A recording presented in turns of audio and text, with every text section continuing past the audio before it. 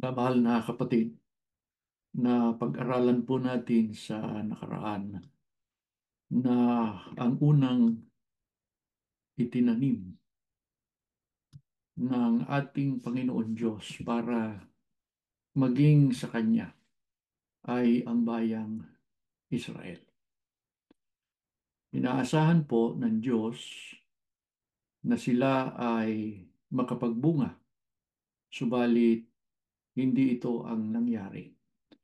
Sa halip na ang ibunga nila ay yung magandang ubas na inaasahan sa kanila ng Panginoon Diyos ay hindi ito ang nangyari.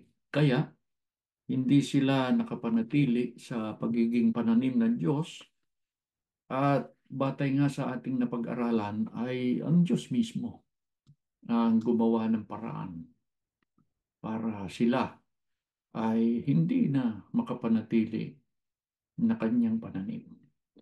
Simulan natin ang ating pagtalakay sa pagkakataong ito sa pamamagitan ng pagsagot po sa katanungan na naiwan noong nakaraang pag-aaral. Sino po ang itinanim ng Diyos na siyang magiging pasimula ng mga kalipunan ng mga tao na luluwalhati sa Kanya? Babasahin po natin ang sagot dito sa Isaias 61:1 hanggang 3. Ganito po ang pahayag. Ang Espiritu ng Panginoon Diyos ay sumasa akin sapagkat pinahiran ako ng Panginoon upang ipangaral ang mabubuting balita sa mga maamo.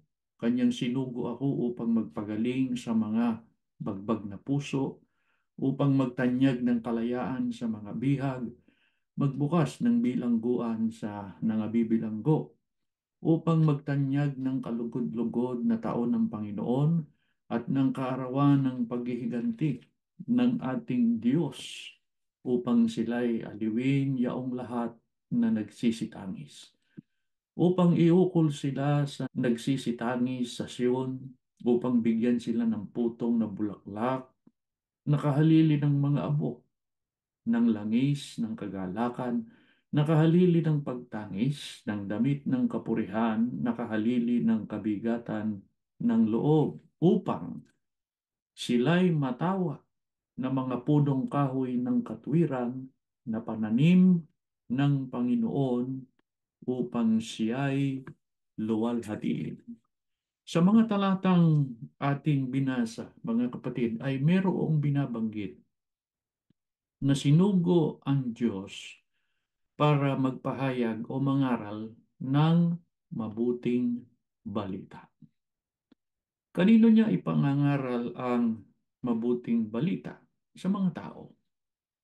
Ano po ang patotoo ng Biblia tungkol sa sinugong ito at sa mga tao na sasampalataya sa Kanya at sa Kanyang mga ipangangaral o doon sa mabuting balita?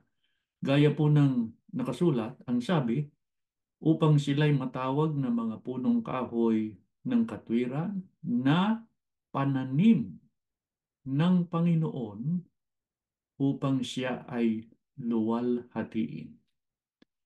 Sino po kaya ang katuparan ng ulang ito na ating binasa? Sinugo upang mangaral ng mabuting balita. Basahin natin ang sagot sa Lucas 4:17 hanggang 21. At ibinigay sa kanya ang aklat ng propeta Isaias at binuklat niya ang aklat na nasumpungan niya sa dakong kinasusulatan.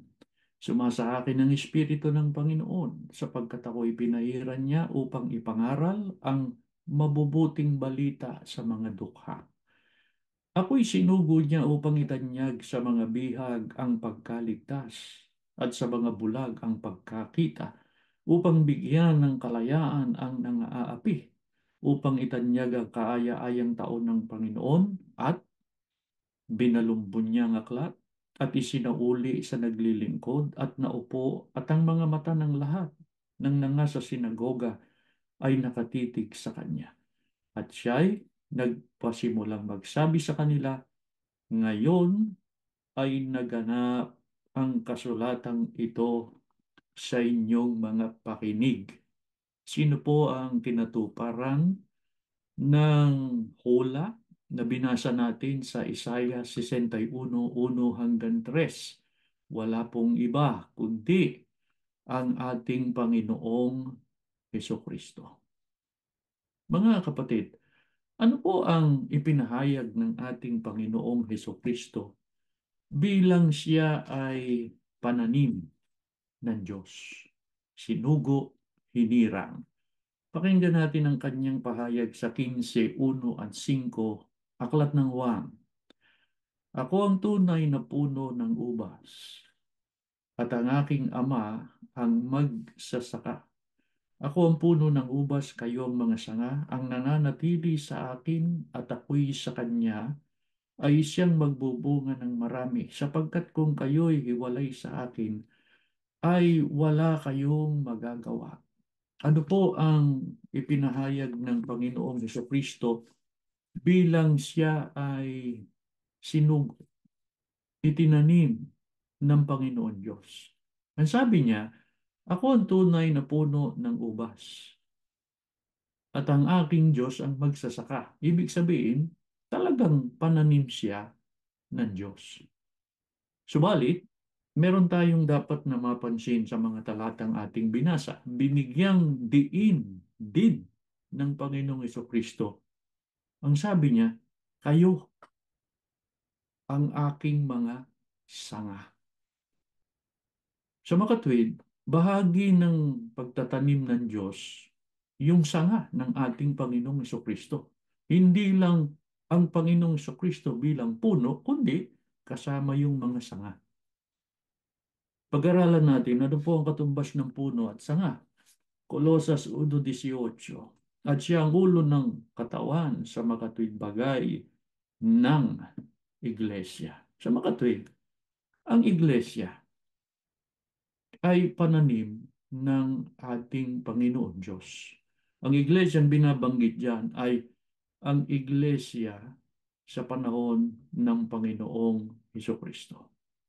Mga kapatid, kung ang Israel kaya sila itinanim ay para luwalhatiin ang Panginoong Diyos, ano naman ang kaukulan ng sanga ng ating Panginoong Hesukristo?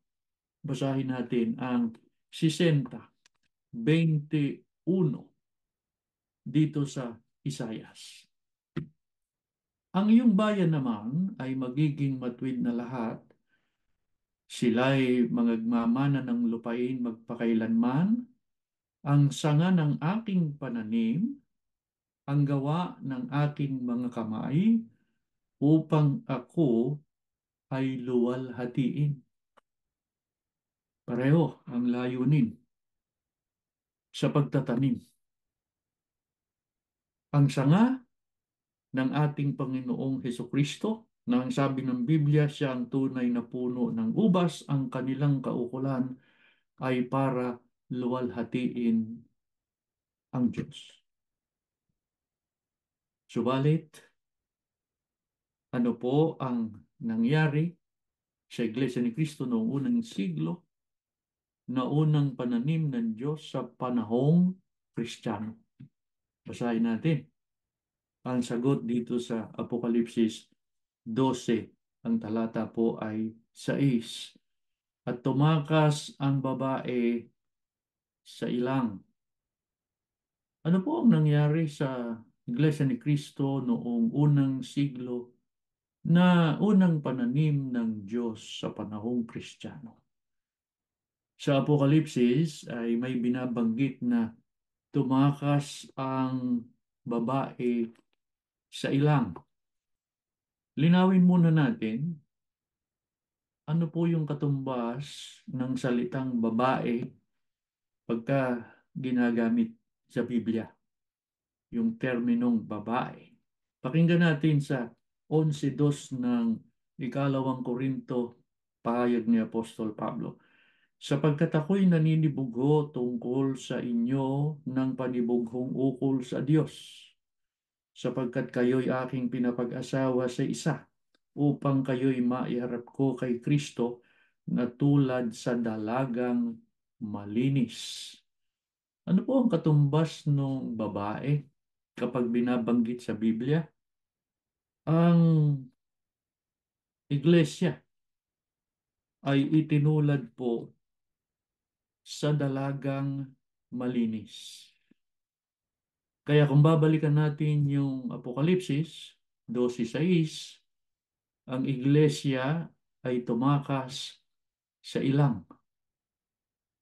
Ano po ang kahulugan naman ng ilang? Pakinggan natin sa Job 38:26.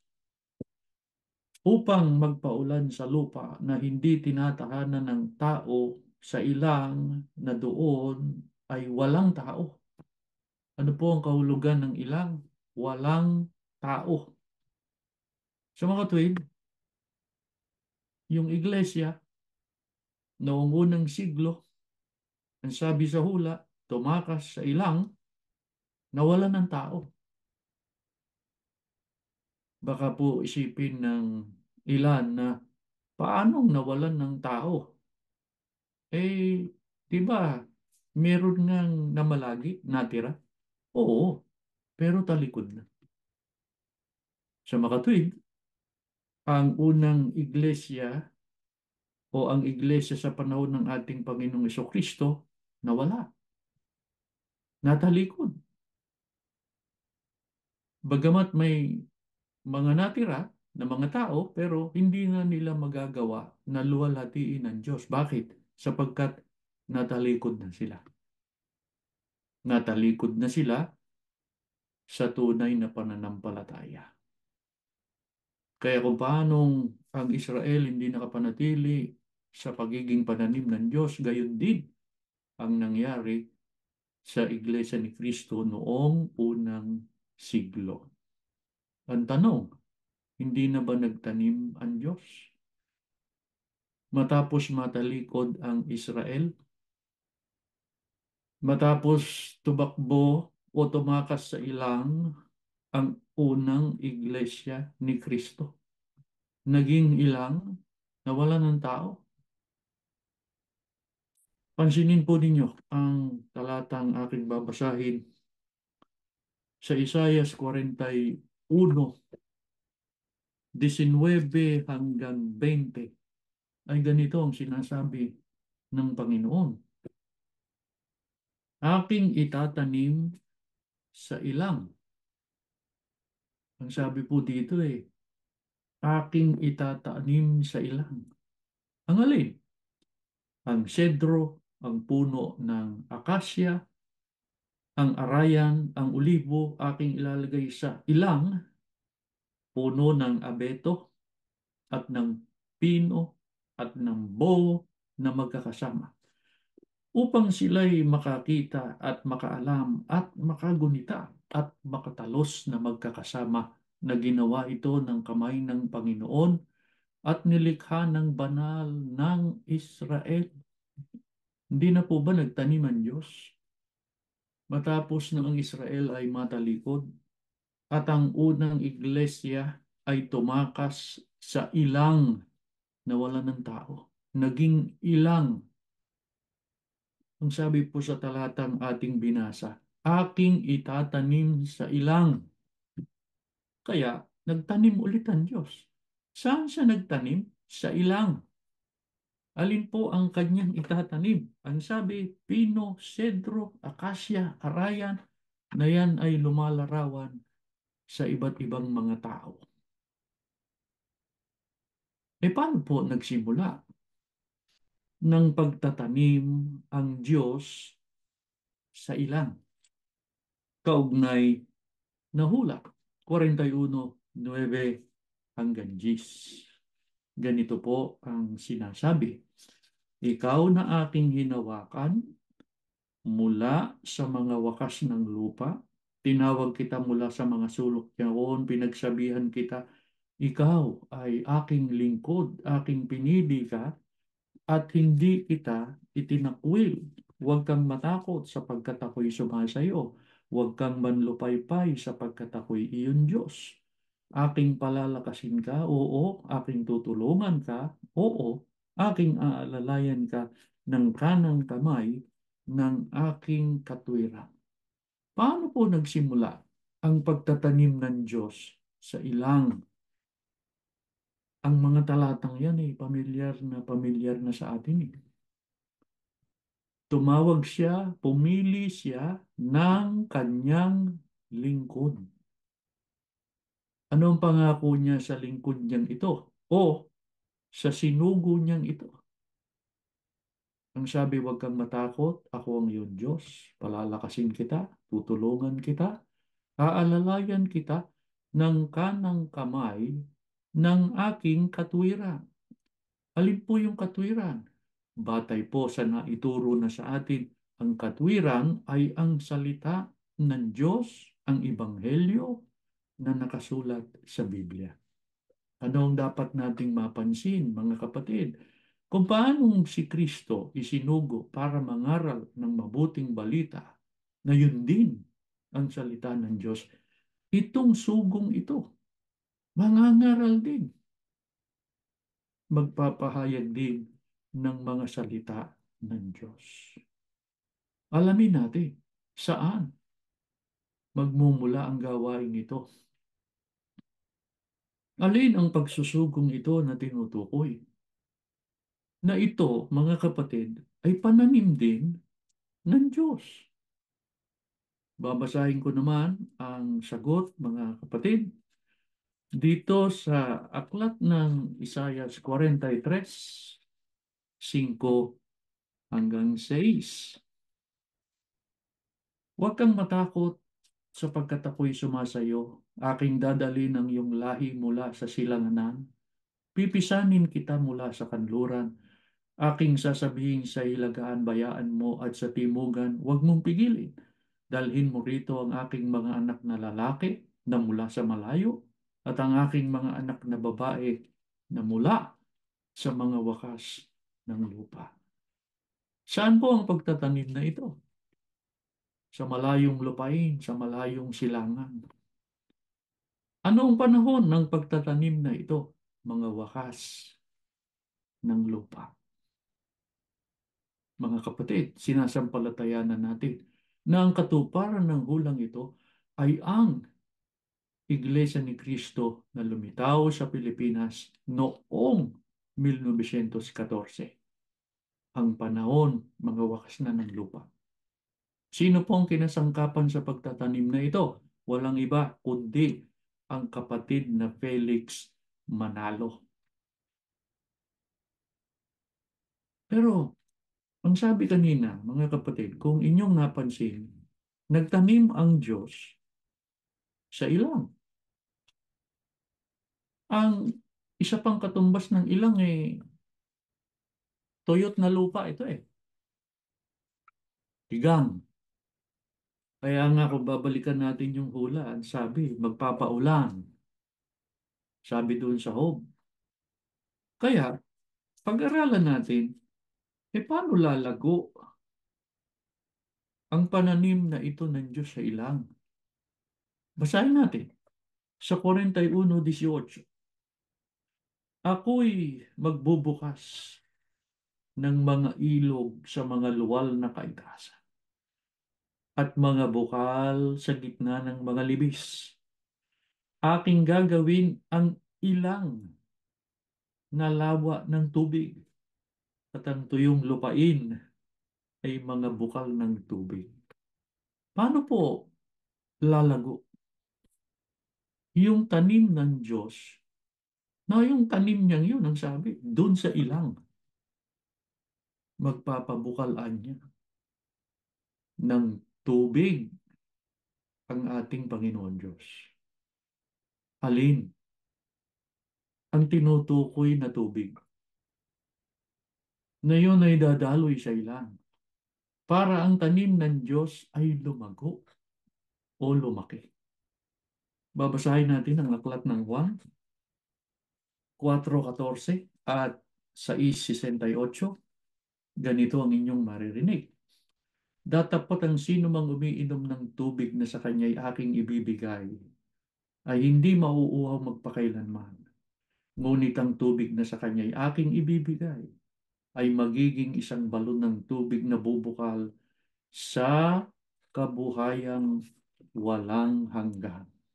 Sinagot siya ni Simon Pedro, Panginoon, kanino kami magsisipa roon? Ikaw ang may mga salita ng buhay na walang hanggan. Alin po yung tinutukoy na tubig? Padadaluyin ng Diyos sa ilang para yung kanyang itinanim sa ilang ay lumago at lumaki. Yun ang salita ng Diyos. Ano po ba ang ginamit ng kapatid na Felix Manalo sa kanyang pagtuturo, sa kanyang pag-aaruga, sa kanyang pagmamahal sa iglesia, sa pagtupad niya ng kanyang tungkulin? Hindi ba mga salita ng Diyos? Hindi ba't ang ipinangaral nila ay dalisay na salita ng Diyos? At yung ibang nakasaksi sa kanya, palagi niyang sinasabi, huwag kayong maniniwala kay Manalo. Ang paniwalaan niyo, ang salita ng Diyos, ang Biblia. Ano pa, nakasulat din sa Biblia. Ang isa sa katangian ng sugo ay dinakila niya ang kautusan. Ano ang ibinunga sa iglesia? Sapagkat masaganang dumaloy ang salita ng Diyos. Ang iglesia nakarating sa kalwalhatian.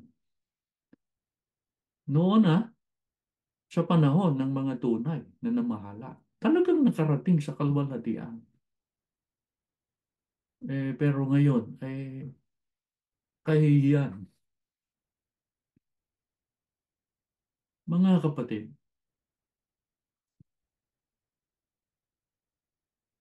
ang kasunod nating tanong ay, pareho ba ang kapalaran ng iglesyang ito? Pareho ba ang mangyayari katulad ng nangyari sa Israel at sa unang iglesia? Basahin natin ang sagot, mga kapatid, dito sa Apokalipsis 14, 12 hanggang 15. Dinggin ninyo ang pahayag. Narito ang pagtitiyaga ng mga banal,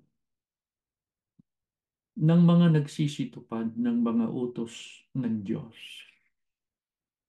at ng pananampalataya kay Jesus. At narinig kong isang tinig na mula sa langit na nagsasabi, isulat mo, mapapalad ang mga patay na nangangamatay sa Panginoon mula ngayon.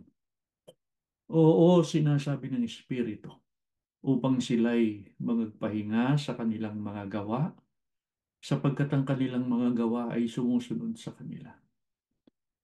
At nakita ko at narito ang isang alapap na maputi na nakita ko na nakaupo sa alapaap, ang isang katulad ng isang anak ng tao, na sa kanyang ulo may isang putong na ginto, at sa kanyang kamay ay may isang panggapas na matalas.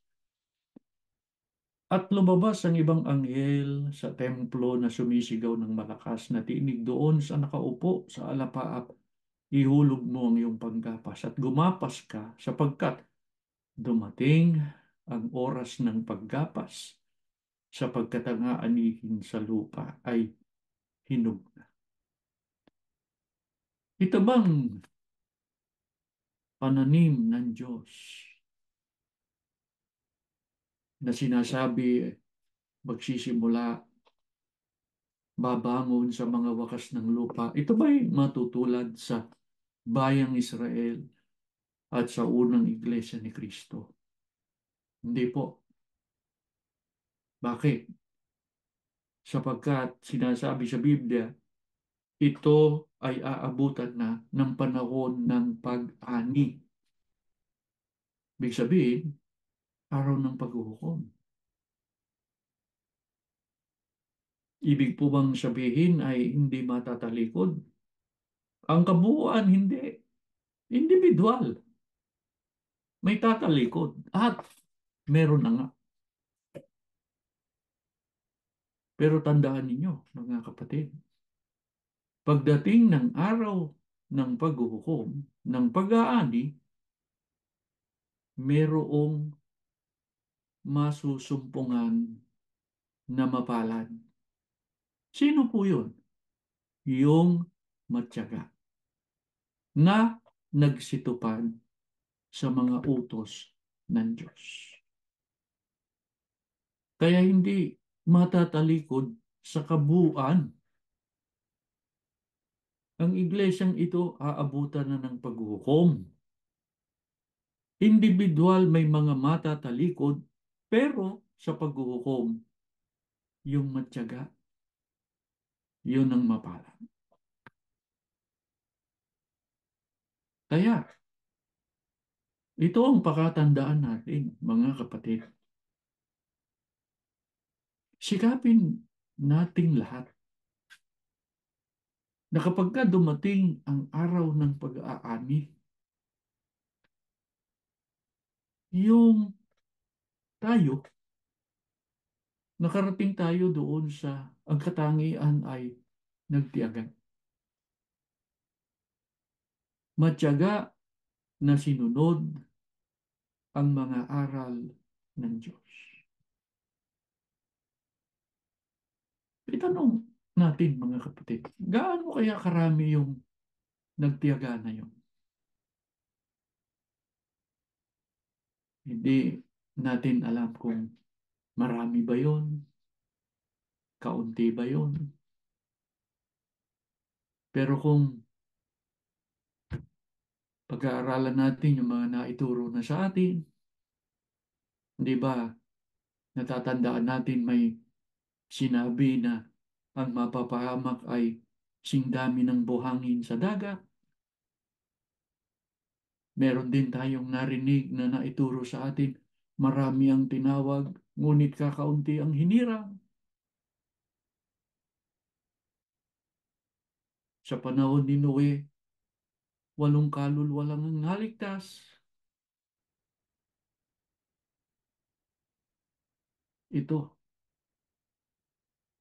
Itong mga huling talata na aming binasa sa inyo, ginagarantiyahan na yung matyaga magiging mapalad. Alam nyo, bago ang leksyon na ito ay naghanap ako ng kasing kahulugan ng salitang pagtitiyaga. Matyaga. Payagan ninyo na basahin ko sa inyo yung kasing kahulugan ng salitang pagtitiyaga. Ang pagtitiyaga ay ang pagiging matibay sa isang gawain o layunin. Lalo pat kailangang masolusyonan ang mga hadlang, mga balakid, mga pagsubok upang makamit ang mithiin.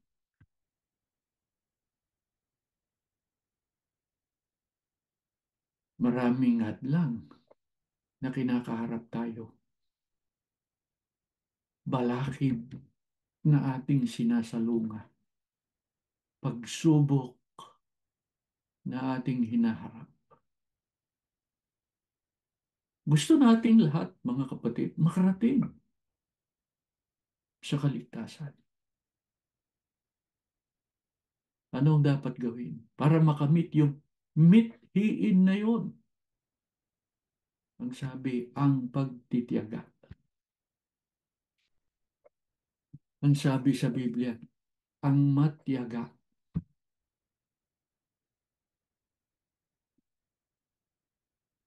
Kaya, mga kapatid, sikapin natin lahat na tayo ay makapagtiis, makapagtiyaga. Dalawa lang naman ang pupuntahan ng tao pagdating ng araw ng paghuhukom. Ang mapahamak at ang maligtas. Ang maliligtas, yung nagtiyaga sa pagsunod. Kaya diyan namin kayo inaakay. Mga kapatid, maging matyaga tayo. Ang iba, nakita ninyo, kayo mismo, nakaalam, nakasaksi na ang iba ay hindi na nakapagtiyaga. Hilingin natin sa Diyos na huwag mangyari sa atin yun. Pag makaawa natin sa Kanya na kung maaari nga matulad tayo doon sa mga nakatapos ng takbuhin na alam nating naging matyaga. Tumupad sa kanilang tungkulin na karapat-dapat. Nawa, ano man ang mauna, wakas man ang ating buhay o wakas man ang mundong ito, maging karapat-dapat sanang bawat isa sa atin sa pagharap natin sa Panginoon Diyos pagdating ng araw ng paghukom. Tumayo kayo at tayo'y mananalangin. Panginoon na aming Diyos, muli kaming lumalapit sa iyo. Nagpapasalamat kami ng maraming sa iyo. Batay sa aming narinig sa nakaraan at narinig sa pagkakataong ito, kami iyong mga pananim. Kami bahagi ng gawa ng iyong kamay. Kinikilala mo kami na iyong mga anak sa mga wakas ng lupa na inaasahan mo na magbibigay luwalhati sa iyo. Ama, parang awa mo na po mamalagi sa amin ang karapatang ito. At pagka nakikita mo kaming nabubuhay kami ayon sa iyong mga aral, nawa po, ikaw ay aming naluluwalhati. Habang binubuhay mo kami, Ama, ito sana ang palagi naming matupad na magbigay ng kapurihan sa iyo, kalwalhatian sa iyong banal na pangalan. Payagan mo na ang layunin mo sa pagkahirang mo sa amin ay aming matupad hanggang sa wakas ng aming buhay. Umaasa kami na pagka ito'y aming natupad, pagharap namin sa iyo sa araw ng paghukom, ikaw ang magbibigay ng gantimpala sa amin. Ama Diyos, habang tinatanggap namin ang iyong mga salita, patuloy kaming nagsusuri sa aming mga sarili. Ama Diyos, mahina kami, mapagkulang, mapagkasala. Huwag mo po sana kaming pababayaan. Kung kami magkulang, patawarin mo na lang kami. Bigyan mo kaming lagi ng pagkakataon na matupad ang iyong mga kalooban. Sakaling bumigat pa ang mga hadlang pagsubok na aming pagdaraanan, gawin mo kaming matatag, matibay, sapagkat ikaw ay nasa amin. Matapos namin karapat-dapat ang takbuhing ito na itiniwala mo sa amin. Ama Diyos, patuloy kaming mga hawak sa iyong pangako na kapag kami tumawag at manalangin sa iyo, nakahanda ka palaging sumagot sapagkat kami bayan mo. Yun ang aming gagawin, Ama, lalo na sa panahong ito ng aming paglalakbay. Isasalig namin palagi sa iyo ang aming buhay. Maawa ka lang sa amin. Panginoong Jesus, ipamagitan mo sa Ama ang dalangin ng iyong mga hinirang. Sa pangalan mo po, magpagaling ka sa mga may karamdaman. Panginoong Jesus, sa tuwina, tulungan kami sa aming mga pananalangin. May pagkaloob sa amin ang aming mga ipinagmamakaawa. Ama, sa muli naming paglapit sa iyo, salamat ng marami sa iyong pagkalinga, sa iyong pagpapatibay. Muli kang nagpakaranas sa amin sa pamamagitan ng iyong mga katotohanan. Iginawad mo na sa amin ang iyong basbas. Sa ngalan ni Jesus na aming tagapagligtas.